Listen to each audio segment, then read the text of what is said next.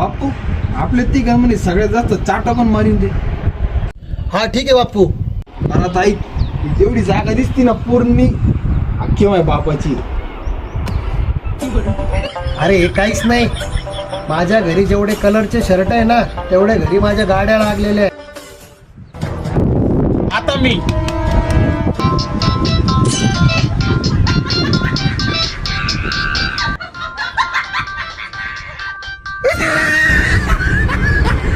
Hello hello हा Elon Musk काका बोला ना.